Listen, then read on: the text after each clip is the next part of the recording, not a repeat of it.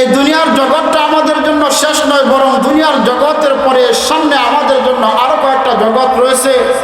আমাদের সামনে কবর জগৎ রয়েছে, আমাদের সম্মুখে হাসরের মাঠ রয়েছে, পুলসিরাত রয়েছে, জান্নাত জাহান্নাম রয়েছে। দুনিয়াতে আল্লাহ তাআলা আপনি আমাকে পাঠালেন কেন? আল্লাহ তাআলা ঘোষণা করে বলে দিয়েছেন যে আমি আল্লাহ তাআলা তোমাদেরকে পাঠালাম ইবাদতের জন্য। রাসূলুল্লাহ সাল্লাল্লাহু আলাইহি ওয়াসাল্লাম হাদিসের ভিতরে ঘোষণা করেন, আল কাইয়িসু মান দানা নাফসাহু ওয়া আমিলা লিমা বা'দাল মাউত। বুদ্ধিমান কারা? দুনিয়াতে আমরা মনে করে থাকি যার টাকা পয়সার যে মালিক হয়েছে, যে ব্যক্তি 2-4টা ঘর বাড়ির মালিক হয়েছে, যে ব্যক্তি গাড়ি বাড়ির মালিক হয়েছে, যে ব্যক্তি সম্পদের মালিক হয়েছে তাকে আমরা বুদ্ধিমান মনে করি। অথচ রাসূলুল্লাহ সাল্লাল্লাহু আলাইহি ওয়াসাল্লাম ঘোষণা করেন, আল কাইয়িসু মান দানা নাফসাহু ওয়া আমিলা লিমা বা'দাল মাউত। বুদ্ধিমান হলো ওই সমস্ত ব্যক্তি যারা দুনিয়াতে থেকে পরকালের পুঁজি জমা করে আসে। দুনিয়াটা অস্থায়ী, আর দুনিয়া মাজরাতুল আখিরাহ। দুনিয়া হলো পরকালের শস্য ক্ষেতের মতো। এই দুনিয়াতে যে যতটুকু আমল করবে পরকাল তার জন্য ততটুকু শান্তিদায়ক হবে, পরকাল তার জন্য ততটুকু আরামদায়ক হবে, পরকালে সে শান্তিতে থাকতে পারবে। কারণ এই দুনিয়াতে আমরা একসাথে বসবাস করতেছি, আমি মুসলমান হই বা কাফের হই, সকল মানুষ একসাথে, কবরেও থাকবো একসাথে, হাসরের মাঠেও থাকবো একসাথে, কিন্তু হাসরের মাঠের পরে আর একসাথে থাকার সুযোগ নাই। আল্লাহ তাআলা ঘোষণা করবেন, ফারিকুম ফিল জান্নাতি ওয়া ফারিকুম ফিস সাঈর। সমস্ত মানবকে আল্লাহ তাআলা 2 দলে বিভক্ত করবেন। এক দলকে দিবেন জান্নাতে, আরেক দলের জন্য তৈরি করে রেখেছেন জাহান্নাম। এজন্য মুহতারাম হাজিরিন, দুনিয়াতে যদি আপনি আমি আমল করতে পারি তাহলে আপনি আমার ঠিকানাটা জান্নাত হবে, আপনি আমার ঠিকানা কবরের ভিতরেও আরামদায়ক হবে, হাসরের মাঠেও আরামদায়ক হবে। ডান হাতে আপনি আমার আমলনামা হবে, বিনা হিসাবে জান্নাত লাভ করতে পারবে। একজন মানুষকে যখন, প্রতিটা মানুষ, এই যে পৃথিবীতে আমরা বসবাস করতেছি, যত মানুষ পৃথিবীতে রয়েছে, যত বাস্তব বিষয় রয়েছে, তার ভিতরে সবচাইতে বাস্তব বিষয় হলো মৃত্যু। বলেন, মৃত্যুবরণ করা লাগবে, এটা প্রতিটা মানুষই বিশ্বাস করে। করি কি করি না আমরা? একজন মানুষ দুনিয়াতে এসেছে, তার দুনিয়া ছেড়ে চলে যাওয়া লাগবে, হয়তোবা আগে কিংবা পিছনে। দুনিয়াতে আসার একটা সিরিয়াল আছে, যাওয়ার কোনো সিরিয়াল নাই।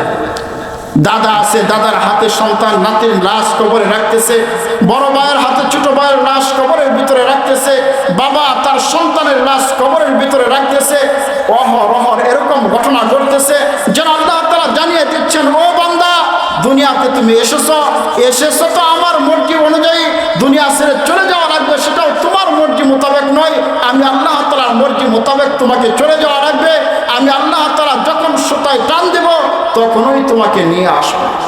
দুনিয়া ছেড়ে চলে যাওয়া লাগবে প্রতিটা মানুষকে, এটা বাস্তব, এটা কেউ অস্বীকার করে না। মুসলমান আপনি আমি যেরকম বিশ্বাস করি, কাফেররাও বিশ্বাস করে, ইহুদিরাও বিশ্বাস করে, খ্রিস্টান যারা আছে তারাও বিশ্বাস করে, হিন্দুরাও বিশ্বাস করে, সকলেই বিশ্বাস করে দুনিয়া ছেড়ে চলে যাওয়া লাগবে। কিন্তু দুনিয়াটাই শেষ নয়, দুনিয়ার পরে আসল জগৎ আরম্ভ হয়ে যায়। আমরা অনেক সময় মনে করে থাকি দুনিয়া ছেড়ে চলে গেলাম তো শেষ হয়ে গেল। বিষয়টা এরকম না, বরং দুনিয়া ছেড়ে যখন চলে গেলেন আপনার আসল কাজ আরম্ভ হয়ে গেল। কবর থেকেই আপনি যদি আমল করে যেতে পারেন তাহলে কবর থেকেই হয়তো আপনি জান্নাতের গান পেয়ে যাবেন, কিংবা জাহান্নামের শাস্তি কবর থেকে ভোগ করা হবে। এজন্য রাসূলুল্লাহ সাল্লাল্লাহু আলাইহি ওয়াসাল্লাম ঘোষণা করেন, একজন মানুষকে যখন কবরের ভিতরে রাখা হবে, ইয়াতিহি মালাকানে ফায়জলিসানিহি ফায়াকুলানি লাহু মান রাব্বুক ফায়াকুলু রাব্বি আল্লাহ ফায়াকুলানি লাহু মা দীনুক ফায়াকুলু দীনিয়াল ইসলাম ফায়াকুলানি লাহু মান হাযার রাজুলুল্লাযী বুইসা ফীকুম ফায়াকুলু হাযা সাইয়্যিদুনা ওয়া নাবিয়্যুনা মুহাম্মাদুর রাসূলুল্লাহ সাল্লাল্লাহু আলাইহি ওয়াসাল্লাম। আল্লাহর নবী জনাবে মুহাম্মাদুর রাসূলুল্লাহ সাল্লাল্লাহু আলাইহি ওয়াসাল্লাম ঘোষণা করেন, একজন মানুষ যদি মুমিন হয়ে থাকে, মুমিনকে যখন কবরের ভিতরে রাখা হয়, ইয়াতিহি মালাকান, 2 জন ফেরেশতা তাৎক্ষণিকভাবে চলে আসে। ফায়জলিসানিহি, মুমিন ব্যক্তিকে ওই 2 ফেরেশতা সুন্দর করে বসা দেয়। ফায়াকুলানি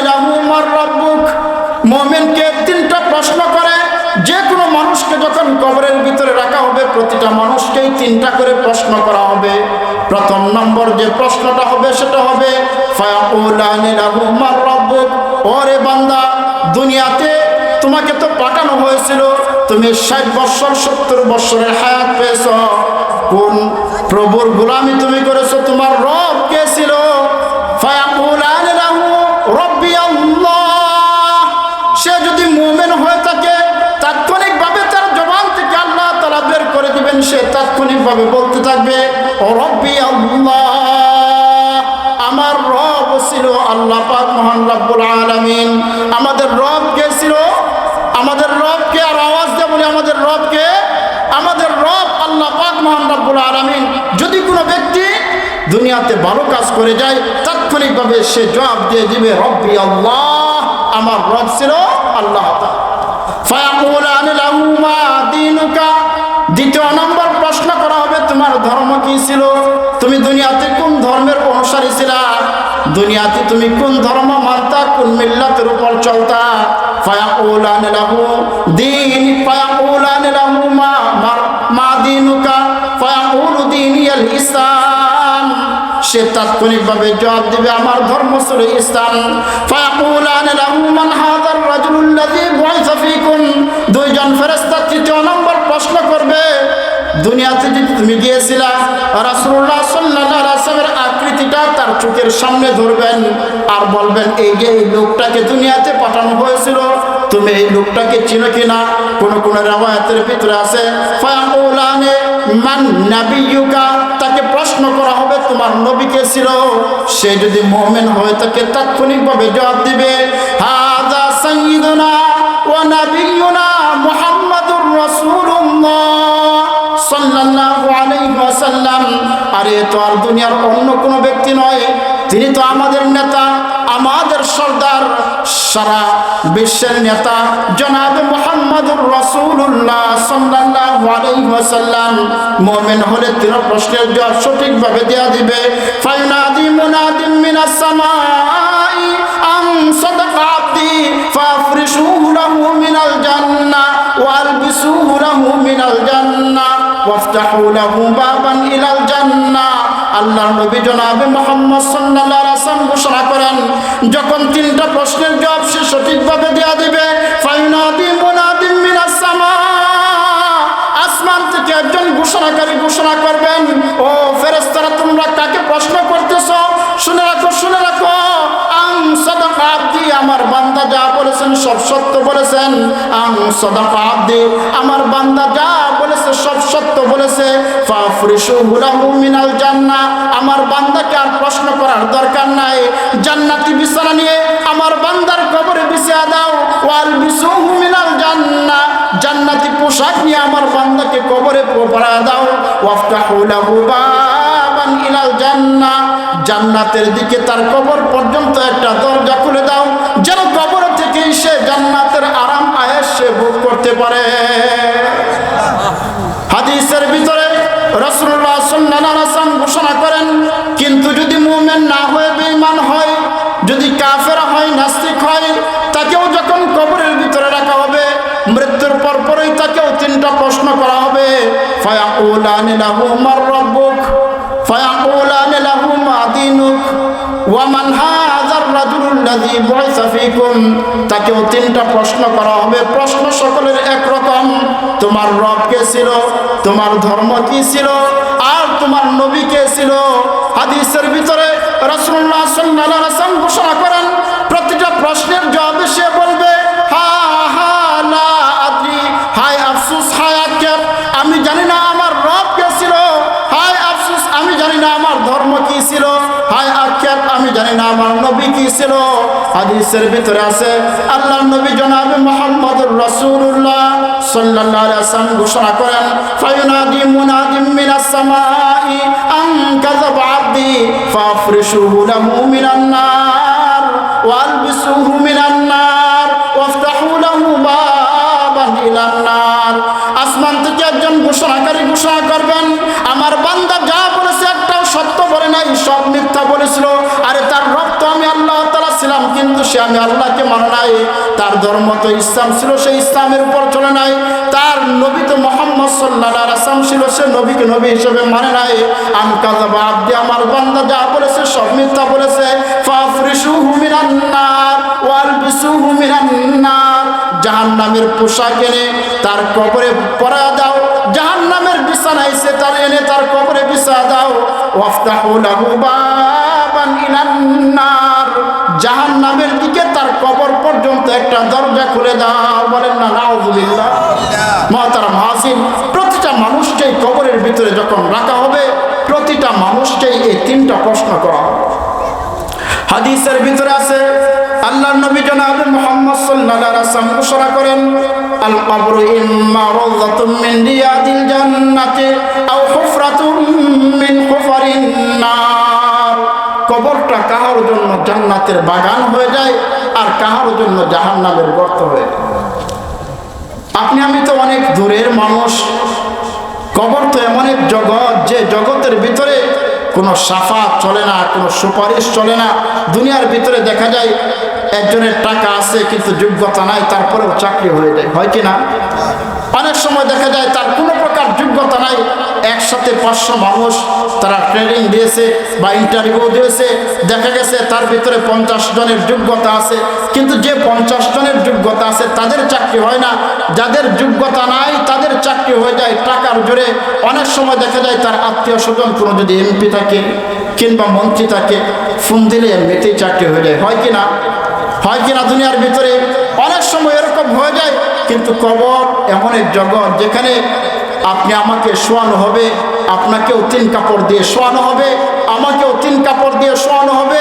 যে কোনো মানুষ হোক না কেন, ধনী হলেও 3 কাপড়, গরিব হলেও 3 কাপড়, বাদশা হলেও 3 কাপড়, একজন সাধারণ কর্মচারী হলেও তাকেও 3 কাপড় দিয়ে কবরে শোয়ানো। এমন না যে বাদশা যেহেতু তার সাথে কিছু টাকা পয়সা দিয়া দিলাম, সে যেহেতু এমপি ছিল মন্ত্রী ছিল, তার সাথে কিছু ধন দৌলত দিয়া দিলাম, কবরে যখন ফেরেশতারা প্রশ্ন করতে আসে এগুলো তাকে দিয়া দিব যেন প্রশ্নটা একটু সহজ করে, কিংবা প্রশ্নের উত্তরগুলো যেন সে পেরে যায়, কিংবা প্রশ্ন ছাড়াই যেন তাকে জান্নাত দিতে পারে। বলেন এই সুযোগ কি কবরে আছে? এই সুযোগ কি কারোর জন্য কবরে আছে?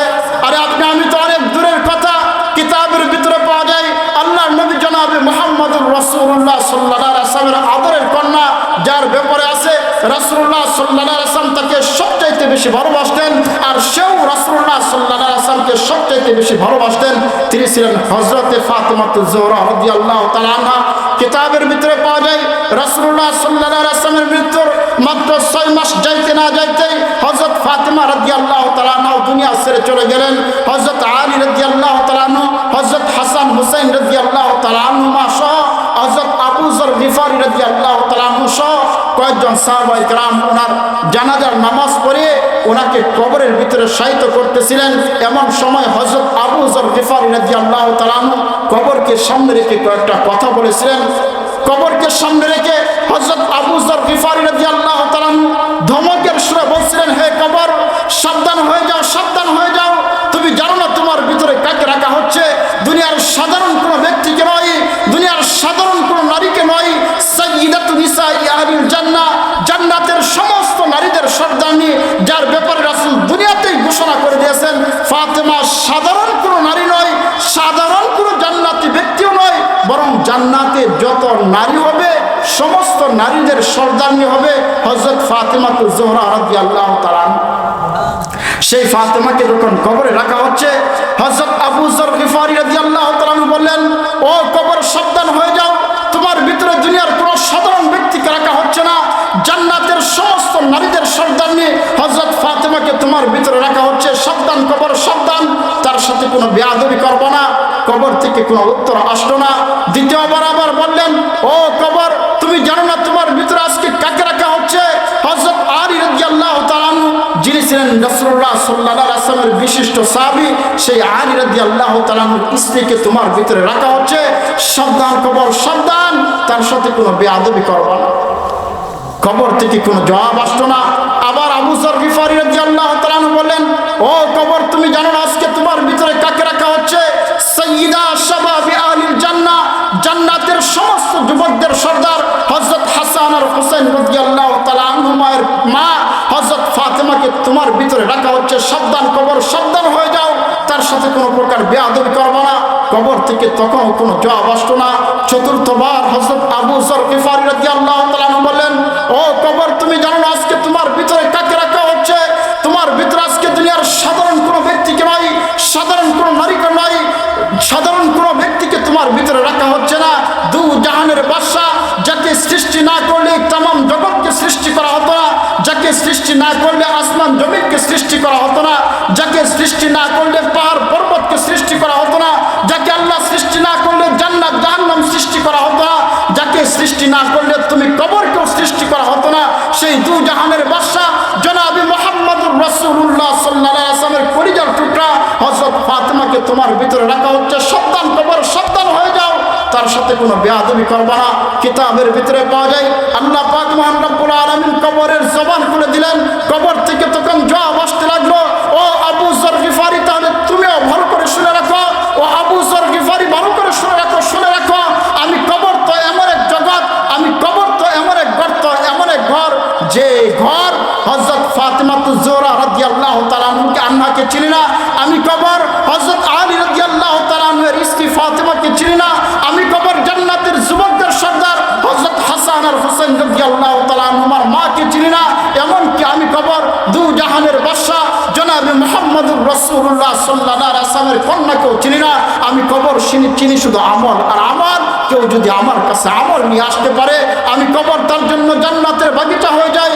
কিন্তু যদি আমল ছাড়া যদি আমার কাছে চলে আসে, তাহলে আমি কবর তার জন্য জাহান্নামের গর্ত হয়ে যায়। কবর তো প্রতিদিন মানুষকে ডাক দিয়ে থাকেন আর বলতে থাকেন, আনা বাইতুল গুরবা, আনা বাইতুত তুরাব, আনা বাইতুদ দুদ। ও দুনিয়ার মানুষ শুনে রাখো, দুনিয়ার মানুষ শুনে রাখো, আমি জমিনের উপর তোমরা চলাফেরা করতেছ, দম্ভ ভরে আজকে তোমরা চলাফেরা করতেছ, আজকে অহংকার করতেছ, আজকে তোমরা এমনভাবে চলাফেরা করতেছ যেন তোমাদের মৃত্যু আর কখনো আসবে না, এমনভাবে চলতেছ যেন মালাকুল মউত তোমাদের ধার কাছে আসবে না।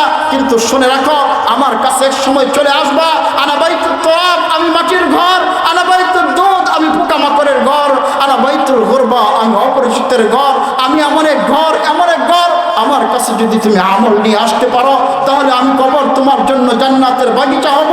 কিন্তু যদি আমল নিয়ে আসতে না পারো, আমি কবরের অবস্থা এরকম হয়ে যাবে, কবরের এক পার্শ্বের মাটি আরেক পার্শ্বের মাটির ভিতরে মাটি দ্বারা এমনভাবে তোমাকে চাপ দিব যে তোমার শরীরের দুই পার্শ্বের হাড্ডিগুলো একটা আরেকটার উপরে এভাবে মিশে যাবে। এজন্য কবর এমন এক জগৎ, যে কবর সর্বদাই আপনি আমাকে ডাকতেছেন, যেন কবরের প্রস্তুতি নিয়ে আমরা যাইতে পারি। মহতারাম হাজির, এই জন্য কবর তো এমন এক জগৎ। হাদিসের ভিতরে রাসূলুল্লাহ সাল্লাল্লাহু আলাইহি ওয়াসাল্লাম ঘোষণা করেন, একবার আল্লাহর হাবিব সাল্লাল্লাহু আলাইহি ওয়াসাল্লাম কোথাও যাচ্ছেন, প্রতিমধ্যে ঘোড়া দিয়ে বা উট দিয়ে যাচ্ছেন, হঠাৎ করে ঘোড়া লাফাতে লাগলো। রাসূলুল্লাহ সাল্লাল্লাহু আলাইহি ওয়াসাল্লাম থেমে গেলেন। থেমে যাওয়ার পরে সাহাবায়ে কেরাম রাদিয়াল্লাহু তাআলা থেমে গেলেন, ওনাদেরকে একসাথে ডাকলেন। ডাকার পরে বললেন, এই যে দুইটা কবর তোমরা দেখতেছো, এই দুই কবরের ভিতরে আজকে আযাব দেওয়া হচ্ছে, এই জন্য তোমরা একটু ইস্তেগফার করো, একটু দরুদ শরীফ পড়ো। ইস্তেগফার করে রাসূলুল্লাহ সাল্লাল্লাহু আলাইহি ওয়াসাল্লাম তাদের জন্য দোয়া করলেন, আর সাহাবাদেরকে বললেন, হ্যাঁ, এখন হয়তোবা তাদের কবরের আযাবকে মাফ করে দেওয়া হয়েছে। কই কবর তো এমন একটা জগৎ, যে জগৎ রাসূলুল্লাহ সাল্লাল্লাহু আলাইহি ওয়াসাল্লাম বলেন, তোমরা তো মনে করতেছো এই দুই কবরের ভিতরে বড় কোনো শাস্তির কারণে সম্ভবত আযাব দেওয়া হচ্ছে, হয়তোবা তারা কুফরি করেছিল তার কারণে, বা শিরকি করেছিল তার কারণে, বা নামাজ ছেড়ে দিয়েছিল তার কারণে। রাসূল বলে যে না না, বড় কোনো শাস্তির কারণে, বড় কোনো সমস্যার কারণে, বড় কোনো অপরাধের কারণে তাদেরকে শাস্তি দেওয়া হচ্ছে না, বরং তাদেরকে শাস্তি দেওয়া হচ্ছে দুইজনকে ছোট ছোট দুইটা বিষয়ের কারণে শাস্তি দেওয়া হচ্ছে। একজন সে ইস্তেনজা করেও সে ঢিলাগুলো ব্যবহার করতো না, ইস্তেনজা থেকে সে পরিত্রাণ পেত না, যার কারণে তার কবরের ভিতরে শাস্তি দেওয়া হচ্ছে। আরেকজন কবরবাসী যে ইয়ামশি বিন নামিমা, চুগলখুরি বের করে বেড়াতো, মানুষের দুশ্চর্চা করে বেড়াতো, যার কারণে তাদেরকে কবরের ভিতরে এই শাস্তি দেওয়া হচ্ছে। মহতারাম হাজির, যদিও আমরা মনে করে থাকি অপরাধগুলো খুব ছোট, কিন্তু আল্লাহ তাআলার কাছে কত বড়। যার কারণে তাদেরকে কবরের ভিতরে শাস্তি দেওয়া হচ্ছে। সাহাবায়ে কেরাম রাদিয়াল্লাহু তাআলা আনহুর জীবনে যদি খুলে দেখেন, হযরত আবু বকর, হযরত ওমর, হযরত উসমান রাদিয়াল্লাহু তাআলা আনহু, সকল সাহাবায়ে কেরাম রাদিয়াল্লাহু তাআলা আনহু যখন ওই কবরের পাশ দিয়ে যাইতেন তখন ওই হাউমাউ করে কান্নাকাটি করতেন, ছোট বাচ্চার মতো কান্নাকাটি করতেন। হযরত উসমান রাদিয়াল্লাহু তাআলা আনহুর ব্যাপারে কিতাবের ভিতরে পাওয়া যায়, হযরত উসমান রাদিয়াল্লাহু তাআলা আনহু যখন ওই কবরের পাশ দিয়ে যাইতেন ছোট বাচ্চার মতো কান্নাকাটি করতেন। সাহাবায়ে কেরাম জিজ্ঞাসা করেছিল, উসমান, আপনি কবর দেখলে এত কাঁদেন কেন? যখন জান্নাতের আলোচনা করা হয় আপনি কাঁদেন না, জাহান্নামের আলোচনা করা হলে আপনি কাঁদেন না, কিন্তু কবরের আলোচনা করার সাথে সাথে আপনি এত বেশি এত পরিমাণ কাঁদেন কেন? হযরত উসমান রাদিয়াল্লাহু তাআলা তখন বলেছিলেন, পরকালের যে সমস্ত ঘাঁটি রয়েছে ওই ঘাঁটিসমূহের ভিতরে সর্বপ্রথম ঘাঁটি হলো কবর। পরকালের ঘাঁটি কবর জগতে কত হাজার হাজার বছর থাকতে হয় আল্লাহ তাআলা মালুম। হাসরের মাঠ তা কবরের পরে কিতাবের ভিতরে পাওয়া যায় 50,000 কিংবা 70,000 বছর হাসরের মাঠে দাঁড়ায় থাকা লাগবে। এরপরে আল্লাহ তাআলা বিচার কার্য শেষ করে মানুষের বিচার কার্য ফয়সালা করবেন, কারোর জন্য জান্নাত আর কারোর জন্য জাহান্নাম। তাহলে পরকালের যত ঘাঁটিগুলো রয়েছে তার ভিতরে সর্বপ্রথম ঘাঁটি হলো কবর। এই জন্য হযরত উসমান রাদিয়াল্লাহু তাআলা বলতেন, কবর এমন এক ঘাঁটি যে পরকালের ঘাঁটি সমূহের ভিতরে সর্বপ্রথম ঘাঁটি যেহেতু কবর, আর রাসূলুল্লাহ সাল্লাল্লাহু আলাইহি ওয়াসাল্লাম ঘোষণা করেছেন কবর থেকে যদি কোনো ব্যক্তি পরিত্রাণ পেয়ে যায় তাহলে সে অন্যান্য ঘাঁটিগুলোতেও সে পরিত্রাণ পেয়ে যাবে, কিন্তু কবরেই যদি কোনো ব্যক্তি ধরা খেয়ে যায় তাহলে হাসরের মাঠেও সে ধরা খেবে। যাকে জাহান্নামে যাওয়া লাগবে তার বাম হাতে আমলনামা দেওয়া হবে।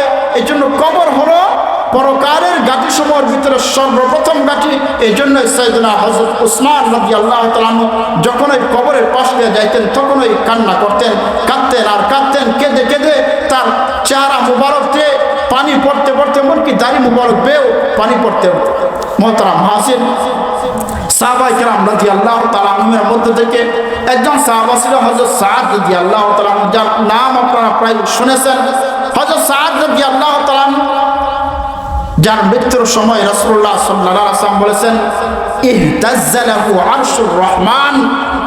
হযরত সাদ রাদিয়াল্লাহু তাআলা যেদিন মারা যায় রাসূলুল্লাহ সাল্লাল্লাহু আলাইহি ওয়াসাল্লাম হযরত সাদের জানাজা পড়াতে গেলেন, জানাজা পড়ালেন। জানাজা পড়িয়ে যখন সাদ রাদিয়াল্লাহু তাআলাকে কবরে রাখবেন তখন নিজের পাগুলো সম্পূর্ণ জমিনে না ফেলে বরং পায়ের পাতাগুলো জমিনে রেখে পায়ের গোছালি উপর করে চলতেছেন।